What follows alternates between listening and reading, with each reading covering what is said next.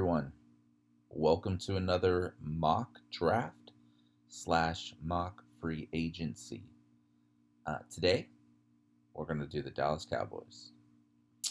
So, we're going to start with the free agency portion, and then we'll work our way into the mock draft portion. We'll kind of go that route. So first, I was able to re-sign Dak Prescott. I think I gave him like $26 million a year with like a 60 or 70% guarantee, something along those lines. He wouldn't take anything less. So I don't think he's going to get the $40 million he thinks he's going to get. I think that's a little ridiculous. He hasn't done anything to really show that he's worth $40 million a year, and until he does, he ain't getting it. The only person in the league who's probably going to get somewhere near that or that itself is going to be Patrick Mahomes. So that was Dak Prescott. Went ahead and signed him. Honestly, I didn't really pick up any free agents. I just kind of re-signed people that I thought were beneficial to the team. I did let go of a couple people. We tossed Tyron Crawford. Made a lot of money off him. I think it was like $8 million cap. Total waste of money. Wasn't that big of a deal. Got rid of Cameron Fleming. He was a swing tackle. And then, of course, Chris Jones. $5 million for a punter was kind of insane. But, what are you going to do? Okay, so with that being said, I basically just re-signed all these guys. I did franchise tag Amari Cooper. I got another year out of him. And then, I'm not worried about next year because this is just for the 2020 season. That's what this video is. So, went ahead and did that. And, yeah, it was pretty basic. It wasn't anything spectacular. If I could go back and do it again, I'd probably pick up like a little cheap punter or something. Or I'm sure they'll pick somebody off of like a practice squad. Like punters, I mean, unless you're elite, everybody's pretty much the same. I mean, you can save a lot of money there. So that right there is the free agency portion. Re-signed a couple big names. Got Randall Cobb back. I just wanted Randall Cobb back for another year, and I'll go into that a little bit later. He is the slot receiver on this team, but I'll kind of explain why we kept him. Kept the guard position, kind of kept some positional players. Re-signed Byron Jones. I got him for like 13 mil with like a 70% guarantee. It's going to be expensive. They're actually estimating him to be worth about 16 million a year. And I was just like, no, I'm not going to pay him that much. But we needed to re-sign him. The cornerback position's really thin on this team. So it was my main thing was just try to get him back, and go from there. All right, let's work our way over to the draft, and I am really proud of myself with this draft. So we'll go into it together, and I'll kind of break down my thought process on a lot of the stuff, and we'll go from there. So they drafted 17th overall, first round. I picked up C.J. Henderson. Like I mentioned before, the cornerback position for the Dallas Cowboys pretty thin. I wanted to beef that up a little bit, and what better way to do it than by drafting C.J. Henderson, who's one of the better, corners in the college football this last year. He was getting comparisons to Marcus Peters, so to have someone with that kind of talent coming into your team, he to me he's an instant starter. You can plug him in, and I think he's really going to help out with the secondary for this team. Next was another big need. We did let Jason Witten go. I mean, he just needs to go back to the booth. We picked up Cole Kmet, best tight end in college football in my opinion, and I think it just provides another weapon, that Dak Prescott can use to try to make himself worth $40 million a year. But tight end was a big deal. We got some young blood coming in, and I think this was a good move here. Third round came up. I was actually more impressed with some of my later round picks, by the way. I just wanted to throw that in there. I picked up Raekwon Davis from Alabama. So he's a nose tackle, very disruptive. You guys may have heard about his incident where he got shot in the leg, and then he came back like a week later, and he just was creating all sorts of havoc on the football field.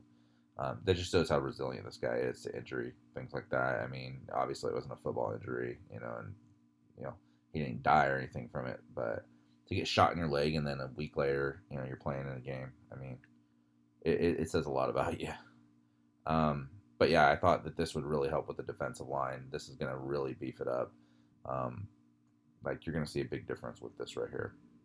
Next up was safety position. So I went with Jalen Elliott out of Notre Dame. Watched some film on him. Was really actually pretty impressed with some of the film that I did see. He's on point. He'll make plays. He kind of has to be in position to make plays. Um, so I mean, to me, he'll probably be like an average safety in the NFL, but he's reliable. So that was what I got out of watching him. And that's why I picked him here.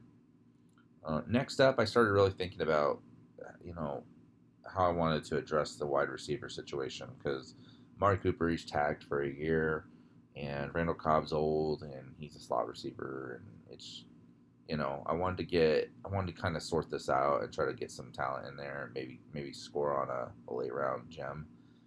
So I went with James Proche. I think that's how you say his name. He's projected to be a slot receiver in the NFL, and I did watch some of his film. Was actually pretty impressed. My hope would be that he would be groomed, I guess, by Randall Cobb, and then when Cobb retires, maybe he can step in and take over the slot receiver role. But I was actually pretty impressed by some of the film I watched on him. Also, was pretty impressed by Tyler Johnson's film. He's projected to be a number 2 receiver in the NFL, and if you're going to stick with Amari Cooper, you're going to need a running mate with him, and he's kind of a possession receiver, so he's going to be fighting for the ball a lot. And I think with James and you get Cooper in there, you have a pretty good diverse group of receivers who could do different things to get the ball out to them, and that can create some matchup issues for a lot of the defenses in the NFL because some teams are built on speed and they don't have a lot of height or power, and some teams just have a lot of power but they can't keep up with speed. And if you have guys with every kind of attribute, you always have somebody to go to, and that was my thought process here. Last pick, they didn't get a 6th-round pick. So last pick was a 7th-round pick. Went with Bryce Perkins out of Virginia. If you watch his film, I feel like his game's really similar to Dak Prescott's. He's kind of that running threat. One thing I do like about him is that he does. You see a lot of effort out of him. Like he'll fight for yards. Like he could be getting wrapped up, and he's going to keep trying everything he can do to get yards. Now, this may be a bad thing too because in the NFL that can, you can get injured, but he's young. It's more or less something that can be corrected, and I feel like it just shows how much heart he has and what kind of competitor he is. One thing of concern would be his accuracy, which I think he can really work on. To be honest, I don't think it's that bad, but if he works on his accuracy, I feel like he could be like the next Dak Prescott as far as his play style. So, but yeah, that was it. So that was pretty much my thing. I was pretty heavily reliant on the draft in this one, whereas free agency, I did try to get some players. Like I tried to get Eric Ebron, and he was just being picky as hell. I tried to get Chris Harris, and I tried to bring in some like names, and every time I tried to sign them, man, they were giving me some flack. Like at one point, like I think I offered Eric Ebron like 11 million or 12. No, I offered him 12.5, and I think that's what he's making right now. And I was like, that's pretty generous of me. And I think I gave him like a 3-year deal. It's going to be a pretty big contract, and he's like, nope. And I'm like, dude, like, what do I got to do? And Chris Harris, even, I was like, man, I'm kind of getting up there to numbers where I don't think you're worth those numbers anymore. So, once I start hitting double-digit millions for certain players, and I've seen their production, and I have to kind of really think about, like, is their production worth it? Because in some cases it wasn't. And I'm just fortunate that I was able to get some really good draft pick. Like, these are, in my opinion, I made some good picks here. Like, this is a pretty solid draft. Like, you got a plug-in starter. Raekwon Davis, possibly start some games. Probably won't start all of them, but another, potential starter here. Developmental talent, right?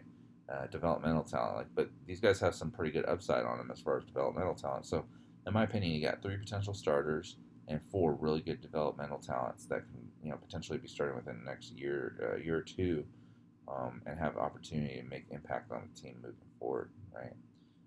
And then I'm actually really proud of this too. The cap space, I still have like over 20 million in cap, and I got all the guys we needed. So, pretty solid. Given we'll probably give another 5 or so of that too, so it'd probably be like in the teens. But at the end of the day, you still got Amari Cooper, and you still got you still got everybody that you need, and you got rid of a lot of dead weight. So, but yeah, that's it, guys. Tell me what you think, what you guys would do differently.